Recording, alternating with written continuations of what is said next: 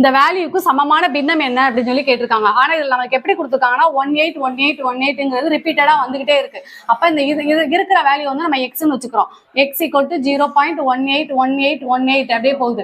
இப்ப வந்து ரிப்பீட்டடா எத்தனை டிஜிட் இருந்திருக்கு? 1 2 தான் வந்திருக்கு. அப்ப 2 இருக்கிறனால நம்ம என்ன பண்றோம்? இது வந்து 100ஆல மல்டிப்ளை பண்ணிக்கிறோம். அப்ப 100x ஈக்குவல் டு இப்ப 100 இதை மல்டிப்ளை பண்ணும்போது என்ன ஆகும்? 18 வந்துடும். அப்ப 18.181818 அப்படின்னு சொல்லி வரும். இப்ப இதை வந்து 1ன்னு வச்சுக்கோங்க, இது 2ன்னு வச்சுக்கோங்க. இப்ப நம்ம என்ன பண்றோம்? இந்த 2 வந்து 1ஆல கழிக்கிறோம். 2 - 1 அப்ப 2 என்னது? 100 x ஈக்குவல் டு 18.181818.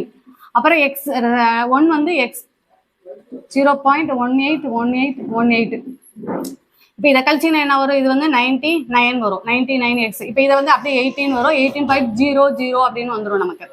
அப்ப 99x ஈக்குவல் டு 18.